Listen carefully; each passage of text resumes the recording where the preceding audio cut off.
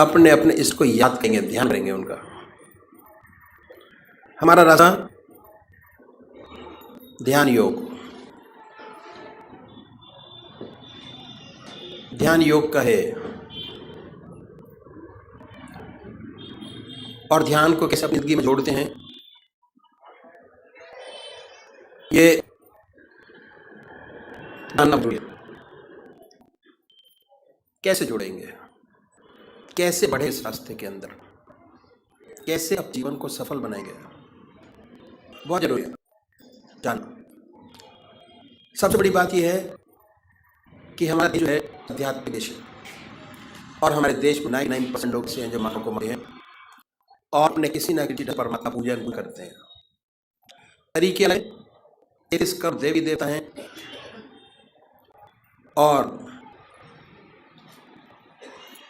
हर kilometre भाषा बदल जाती है और परमात्मा का स्वरूप बदल जाता है।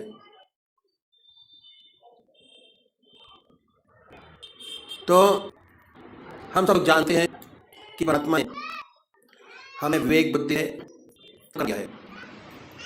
84 लाख योनियां भोग योनियां हैं। इतना सुंदर परमात्मा ने ये योनि हमको दी। परमात्मा साया पैदा हुए तब हमारे साथ है, और जब हम इस जहान को जाएंगे तब भी हमारे साथ समझने की जरूरत है कि कैसे परमात्मा की कृपा जन्म से अंत तक हमारे है, और ये मनुष्य जीवन के अंदर समझा सकता है, और कोई योनि ऐसी नहीं है तो समझा सकती है। परमात्मा ने बड़ी असीम दया पाकर हमको मनुष्य योनि प्रदान की।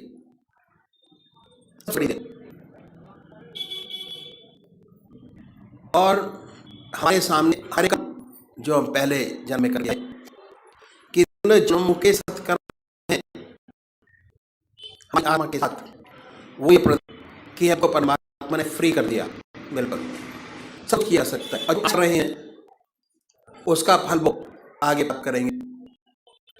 तो इसलिए जिस कर्म को पहले करके आए, अगर उसी कर्म को बढ़ाएंगे, हमारा जीवन बड़ा सुंदर, और जीवन क्या अगले जो जीवन होंगे वो भी सुंदर और पूर्ण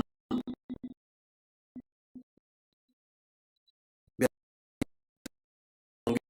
ये हो गए प्रेजेंट। तो सबसे पहले हमको क्या करें, हम मंदिर जाते हैं, भजन करते हैं, कीर्तन करते हैं, आरती करते हैं। पहले तरीके पूजा, मंदिर जाना, भगवान जी को निलाना, भक्ति भाव फर्स्ट टाइम का पहले। इसका फायदा जबरदस्त है। मन अपने काम में लगा है और मन जाते हुए आते, और मैं भी।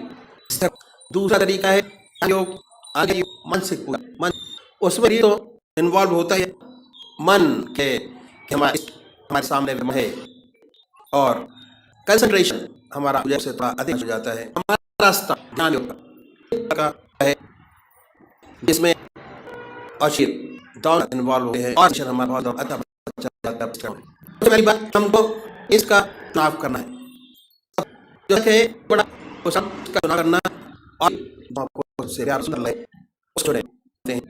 कुछ मानते हैं, कोई देव को मानते हैं, कोई हनुमान जी को, जो इसका इष्ट है। 23 करोड़ देवी देवता अपने इष्ट लीजिए जो आपकी आत्मा को से पता है।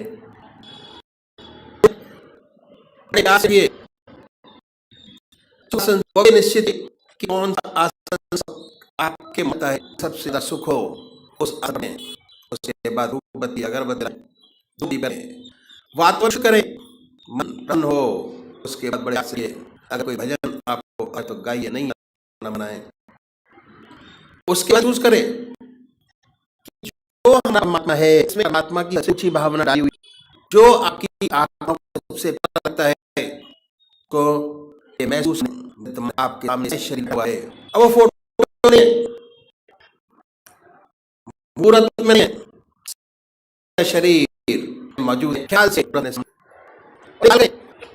बड़ी के गो जड़ाएं सर्व की माला है। आपका जो आपका इस आपकी आंखों के सामने हमेशा है, उस सामने आइए, उस ना कोई और शक्ल बने, ना कोई और आपके सामने है। आप ये प्रोसेस शुरू करेंगे, ऐसे ऐसे विचार आपके सामने आए जो अपने जिंदगी में कभी सोचे नहीं होंगे।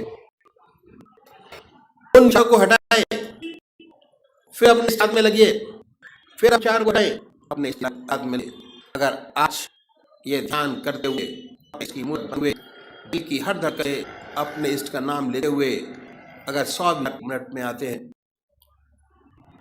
कुछ समय बाद अगर ये प्रैक्टिस रखे उन विचारों में कमी आई और उसके एक स्थान दिन है कि आप बैठे होंगे और आपका सामने होगा, ना कोई विचार होगा, कुछ ऐसे ऐसे खोए होंगे कि नहीं कोई शांति मिलेगी, जितना भार वो हल्का होगा।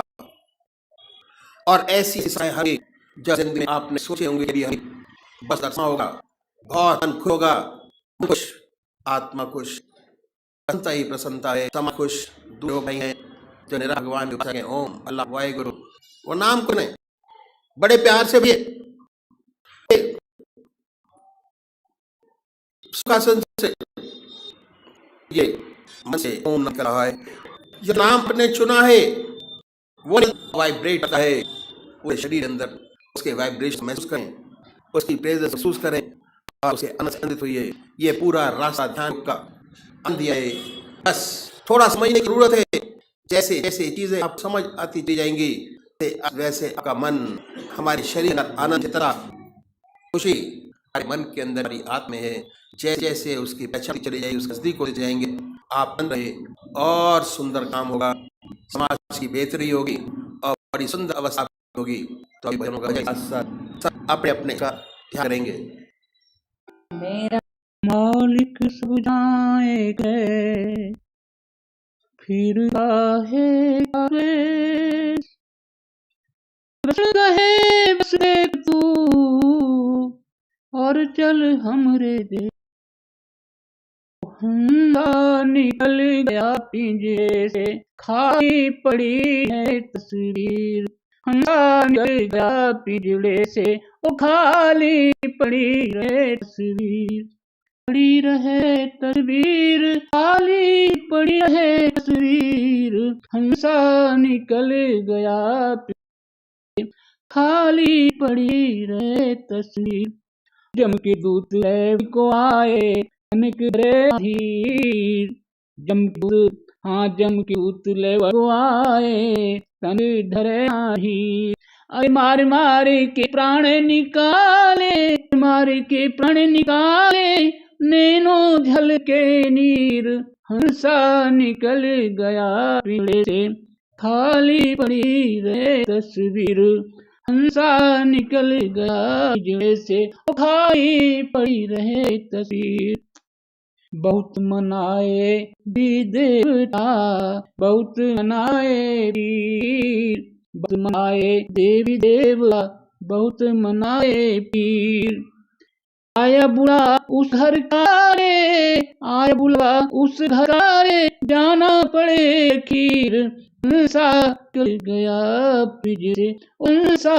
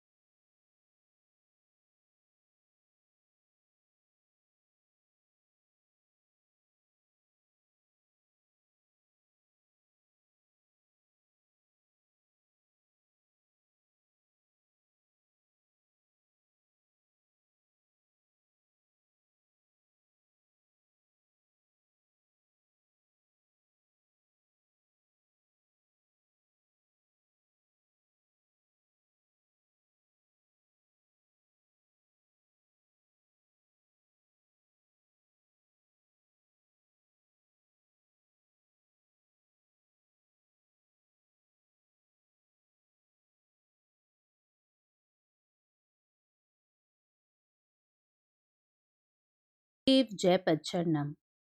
यश रूप सुधा, मार्च 1996। गीता सुधा, त्रयोदशो अध्यायः। मयि चानन्य योगेन भक्तिर्व्यभिचारिणी, विविक्त देश से वित्वम रतिर्जन संसदी। मुझ परमेश्वर में एक ही भाव से स्थिति रूप ध्यान योग के द्वारा अव्यभिचारिणी भक्ति केवल एक सर्वशक्तिमान परमेश्वर को ही अपना स्वामी मानते हुए स्वार्थ और अभिमान का त्याग करके श्रद्धा और भाव के सहित परम प्रेम से भगवान का निरंतर चिंतन करना अव्यभिचारिणी भक्ति है, तथा एकांत और शुद्ध देश में रहने का स्वभाव और विषयासक्त मनुष्यों के समुदाय में प्रेम का न होना। जिस प्रकार सती अपने पति के सिवाय कभी किसी पुरुष का चिंतन नहीं करती, उसी प्रकार अपने इष्ट को छोड़कर और कहीं चित्त न जाए। उस भक्ति का साधन है एकांत सेवन। संसारी पुरुषों का संग न करें। जिसे मनुष्यों से मिलने जुलने की रुचि नहीं है, वही एकांत सेवी हो सकता है, तथा एकांत में रुचि और जन समुदाय में अरुचि होने से जिज्ञासा तीव्र होगी, तब विचार में प्रवृत्ति होगी। जिन्हें है इश्क सादिक, वह कब फरियाद करते हैं। लबों पर मुहर खामोशी, दिलों में याद करते हैं। ईश्वर से सच्चे दिल से एकांत में प्रार्थना करनी चाहिए। वह अवश्य हमारी प्रार्थना सुनेंगे। ईश्वर से ईश्वर के सिवाय और किसी वस्तु की इच्छा नहीं करनी चाहिए। अगर दिल गिरफ्तार है मखमसों में, तो खिलवत भी बाजार से कम नहीं है। मगर जिसके दिल में है यकसुई हासिल, तो वह अंजुमन में भी खिलवत नशी है। जिसका हृदय निर्मल है, वह शोरगुल में भी एकाग्र रहता है। जिसके हृदय में अनेकों विचार गूंज रहे हैं, वह एक एकांत में बैठा हुआ भी बाजार में है। Unswerving devotion unto me by the yoke of non-separation, resort to solitary places, distaste for the society of men. The man of wisdom is firmly convinced that there is nothing higher than me, and that I am the sole refuge. He has unflinching devotion to me through yoga without any thought of other objects. Unflinching devotion to me. Concentration is the focusing of the mind upon a point of concentration to the exclusion of all mental excitements and agitations. This steadiness in contemplation may be distracted by causes arising at two different points, either in individual's own mind or in the object contemplated upon. Unless both are steady, the concentration cannot be successful. If our devotion wavers from idol to idol, name to name, then we would be creating a situation in which the practice of concentration is unsteady, because the point of attention is rendered ever changing. Therefore, it is said that unflinching devotion towards me, the self, is one of the condition for steady progress and growth in yoga. By the yoga of non-separation, the mind of the aspirant merges or enters into me, just as a river, when it merges itself in the ocean, becomes completely one with it. Even so he, being united with me, worships only me.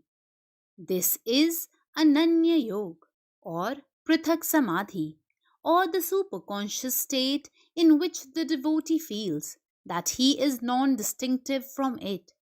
Such devotion is a means of attaining knowledge.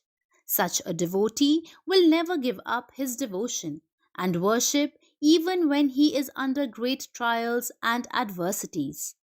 Such an integrated life of stable mind and steady contemplation upon a firm ideal is impossible unless the sadhak works in a conducive environment. This is prescribed in the two indirect advices: A. Resort to solitary places, and B. To develop a distaste to the crowded society life. The more integrated the personality grows, and more becomes his enthusiasm for the quest of that which is dear to his heart, the more the aspirant automatically comes to live alone in himself, away from the noisy crowd. Whenever the mind is fascinated by an enchanting ideal, it loses all its contacts with other preoccupations and becomes wedded faithfully to its all absorbing theme of interest. Society of men here means distaste for the society of worldly minded people, not of the wise, pure, and holy. Satsang or association with the wise is a means to the attainment of the knowledge of the self. Adhyatm Gyan Nityatvam Tattva Gyanarth Darshanam Et Agyanamiti Proktam Gyanam Yadato Anyatha। अध्यात्म ज्ञान में नित्य की स्थिति और तत्व ज्ञान के अर्थ रूप परमात्मा को सर्वत्र देखना, यह सब तो ज्ञान है, और जो इससे विपरीत है वह अज्ञान है। आत्मा नित्य, चेतन, निर्विकार और अविनाशी है। उससे भिन्न जो नाशवान, जड़, विकारी और परिवर्तनशील वस्तुएं प्रतीत होती हैं, वे सब अनात्म हैं। आत्मा का उन सब से कोई संबंध नहीं है। सद्गुरु द्वारा आत्म साक्षात्कार कर लेना ही वास्तव में आत्मज्ञान है। सच्चिदानंद घन पूर्ण ब्रह्म परमात्मा का गुणातीत सर्वत्र समभाव से नित्य निरंतर ध्यान करते रहना ही तत्व ज्ञान का दर्शन करना है। यही एकमात्र सत्य है, और दूसरे समस्त विषयों का ज्ञान कोरा भ्रम है। और यही समझकर जो दृढ़ निश्चय पूर्वक अपने मन में मेरु पर्वत के समान स्थिर रहता है, इस प्रकार आकाश के ध्रुव नक्षत्र के समान जिसका निश्चय अध्यात्म ज्ञान के द्वार पर अचल रूप से स्थिर रहता है, उसी में ज्ञान का निवास होता है। इस वचन में कभी कोई बाधा नहीं आती, क्योंकि का मन ज्ञान में स्थिर हो जाए तभी यह समझना चाहिए कि वह ज्ञान स्वरूप हो गया है। यदि ज्ञान के प्रकाश से आत्म साक्षात्कार न हो पाए एवं परमात्म तत्व न दिखाई पड़े, तो वह ज्ञान स्फूर्ति ही बिल्कुल अंधी ठहरती। इसलिए बुद्धि में इतनी निर्मलता आनी चाहिए कि ज्ञान जो जो वस्तुएं दिखलाए वे सब परमात्म वस्तु के स्वरूप में ही दिखाई पड़े। वास्तव में ज्ञान तेज के साथ जिसकी वस्तु ज्ञेय वस्तु तक जा पहुंचती है, वह मानो आत्म तत्व को प्रत्यक्ष हाथ से ही स्पर्श कर लेता है। ऐसी अवस्था में हे अर्जुन, यदि ऐसे पुरुष को प्रत्यक्ष ज्ञान ही कहा जाए तो इसमें आश्चर्य ही क्या है। सूर्य तो सूर्य ही ठहरा, भला उसके स्पष्टीकरण की भी कभी कोई आवश्यकता होती है? यदि वास्तविक दृष्टि से देखा जाए तो जब मनुष्य की समझ में ज्ञान का स्वरूप अच्छी तरह आ जाता है, तब सहज ही में यह बात भी उसकी समझ में आ जाती है कि अज्ञान किसे कहते हैं। क्योंकि हे अर्जुन, जो ज्ञान नहीं है वह आप से आप अज्ञान है। केवल या करने के लिए ही जो केवल मान की ही प्रतीक्षा करता रहता है, सत्कार होने से ही जिसका संतोष होता है, अपने उच्च पद से कभी नीचे नहीं उतरना चाहता है, आडंबर पूर्ण शब्दों में अपने पुण्य कर्मों की घोषणा करता रहता है, जो अपनी विद्या का विस्तृत वर्णन करता रहता है, अपने पुण्य कर्मों का ढिंडोरा पीटता रहता है और प्रत्येक कार्य केवल लौकिक कीर्ति प्राप्त करने के उद्देश्य से ही करता है, जो अपने शरीर का ऊपरी ठाट बाट बहुत बढ़िया रखता है, उन लोगों को धोखे में रखता है जो उसके फेर में पड़ते हैं या उसके अनुगामी बनते हैं। उसे अज्ञान की खान ही समझना चाहिए। जो अपने आचार से अपने धर्म के पैरों को कुचलता है और यम नियमों को निराश करता है, जो पाप से बिल्कुल नहीं डरता और पुण्य के प्रति जिसका अनुराग नहीं होता, जो लज्जा की बेल को जड़ से ही उखाड़ फेंकता है, जो अपनी परंपरा की कुछ भी परवाह नहीं करता और इस बात का निर्णय करना कभी जानता ही नहीं कि कौन सा काम करने योग्य है और कौन सा करने योग्य नहीं है, जिसका चित्त विश्व में उसी तरह सब प्रकार के बंधनों को तोड़कर भरमाता रहता है जिस प्रकार अंधा हाथी चारों ओर घूमता रहता है, वही पूरा पूरा अज्ञानी होता है। जो चाहे जीता रहे या मृत्यु निकट हो, परंतु फिर भी विषय वासना किसी अवस्था में नहीं छोड़ता। जो यह सोचकर इसी लोक में सब विषयों का सुख भोग लेता है, आगे क्या होगा किसने देखा है।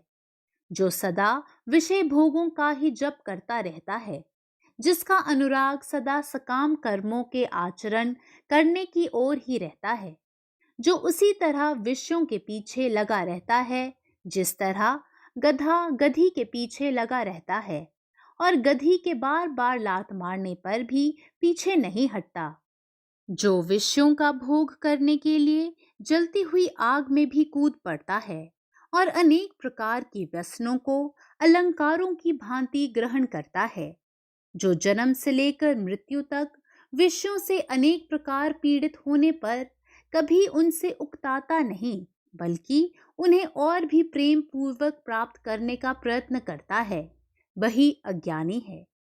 जो अपनी समस्त इंद्रियों से उसी प्रकार स्त्री से एकाग्र भाव से अनुराग रखता है जिस प्रकार महाज्ञानी पुरुषों का चित्त केवल ब्रह्म में ही रमण करता है और उस ब्रह्म के सामने उसके समस्त व्यवहारों का लोप हो जाता है।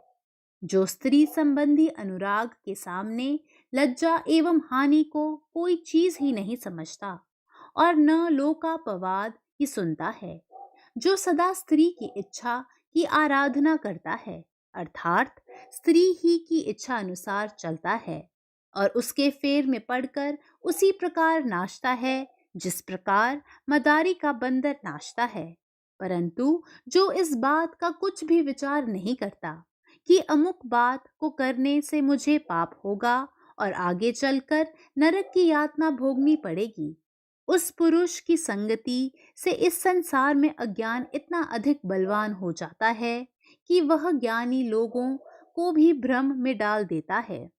प्रिय वस्तु के प्राप्त होने पर जिसकी ऐसी अवस्था हो जाती है कि वह सारे आकाश में भी नहीं समा सकता, परंतु कोई अप्रिय बात होने पर जो दुखी होकर मानो रसातल में पहुंच जाता है और इस प्रकार जिसका अंतःकरण भेद भावना के बंधन में पड़ा रहता है, फिर वह चाहे कितना ही विद्वान क्यों न हो, उसे अज्ञान का स्वरूप ही समझना चाहिए। इसी प्रकार हे अर्जुन, जो ऊपर से दिखलाने के लिए तो मेरी भक्ति करता है, परंतु वास्तव में जिसकी सारी दृष्टि विषय सुखों को संपादित करने की ओर रहती है, और जब इस प्रकार की भक्ति करने पर इच्छित विषय प्राप्त नहीं होता, तब जो यह कहकर तत्काल ही मेरी भक्ति छोड़ देता है कि यह सारी भक्ति निरर्थक है, जो किसी नए गुरु संप्रदाय का विशेष ठाट बाट देखकर उसी के फेर में पड़ जाता है और अपने गुरु की अवहेलना करता है, जो सजीव प्राणियों के साथ निर्दयतापूर्ण व्यवहार करता है, परंतु वृक्ष और पाषाण आदि स्थावर पदार्थों को देवता समझकर उनकी पूजा करता है, और इस प्रकार जिसकी एकनिष्ठ श्रद्धा किसी पर नहीं होती, जो घर में तो मेरी मूर्ति स्थापित करता है, परंतु मन्नते दूसरे देवताओं की मानता है और अनेक देवताओं को पूजता है। तात्पर्य यह है कि इस प्रकार जो पुरुष नाना प्रकार के और सभी देवताओं की आराधना और उपासना करता है और इस प्रकार की धांधली से जो निरंतर भक्ति करता है और क्षण भर भी शांत नहीं रहता, बराबर सभी देवताओं की ओर दौड़ता दिखाई देता है, उसके संबंध में तुम यह समझ लो कि वह भक्त मूर्तिमान अज्ञान ही है।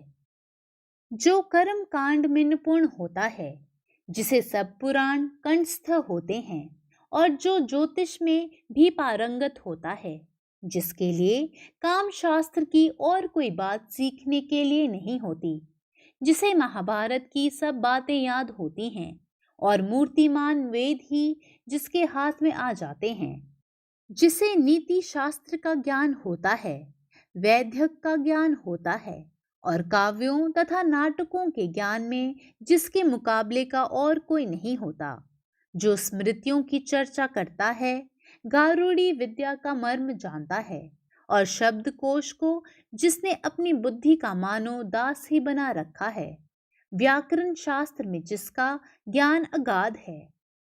तात्पर्य यह है कि जो सभी विषयों का बहुत अच्छा ज्ञाता है, परंतु फिर भी एकमात्र अध्यात्म विद्या में जो सचमुच जन्मांध है, जो अध्यात्म शास्त्र को छोड़कर बाकी सभी शास्त्रों के सिद्धांतों का प्रतिपादन कर सकता है, उसको इस प्रकार के ज्ञान निरर्थक है। मोर के सारे शरीर में पंख होते हैं और उन सभी पंखों पर नेत्र भी होते हैं, परंतु जिस प्रकार उन सभी नेत्रों में दृष्टि का अभाव होता है, उसी प्रकार इस ज्ञान में भी वास्तविक दृष्टि का अभाव होता है। यदि संजीवनी बेल की जरा सी जड़ भी हाथ लग जाए, तो फिर दूसरी औषधियों और वनस्पतियों की गाड़ियां लादने की क्या आवश्यकता है। इसी प्रकार एक अध्यात्म शास्त्र के बिना दूसरे शास्त्र अपनी अपूर्णता के कारण केवल निष्फल और भ्रामक होते हैं। इसीलिए हे अर्जुन, जिस पढ़े लिखे मूर्ख को अध्यात्म ज्ञान का बोध न हो, उसके शरीर को अज्ञान का मंदिर ही समझना चाहिए। Constancy in self-knowledge, perception of the end of true knowledge. This is declared to be knowledge, and what is opposed of it is ignorance.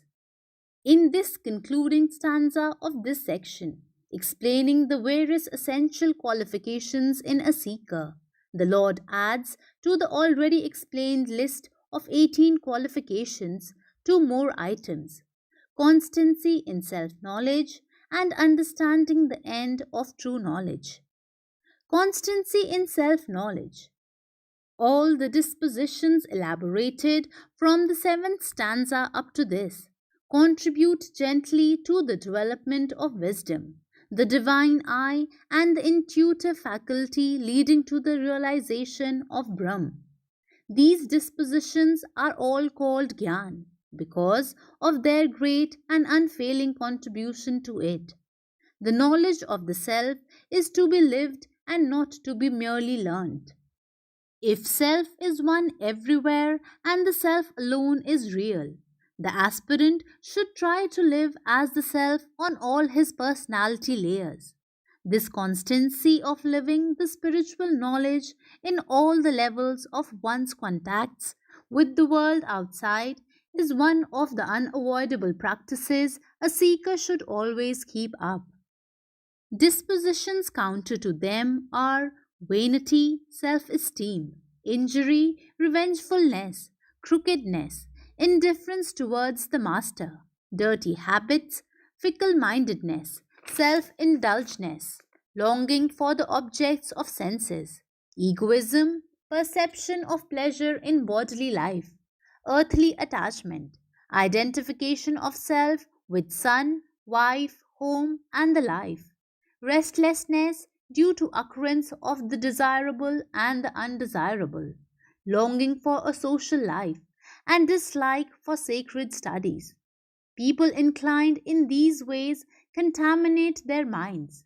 They do not grow in wisdom and self knowledge. Understanding the end of true knowledge. To remember constantly the true goal of our life is to add more enthusiasm to our activities. Sincerity of purpose in an undying devotion to any ideal can be had only if the aspirant is thrilled by the vision of goal that he has to reach. Thus, the end should be kept in view. Liberation from all our imperfections and limitations is the goal striven for by all spiritual seekers. All the above qualities are called the knowledge, because once these qualities have fully been developed, the mind so cultivated becomes the ready vehicle to go forward and reach the goal of pure knowledge of the self. How is it that we are not able to contact Ishwar, who is all pervading? Standing by the side of a pond covered with moss and reeds, one feels inclined to think that there is no water in it. But the moss has to be pushed aside to see the water below. Similarly, Maya, with her concealing power, has to be brushed aside from our mind before we are blessed with a vision of the all pervading Ishwar. Om.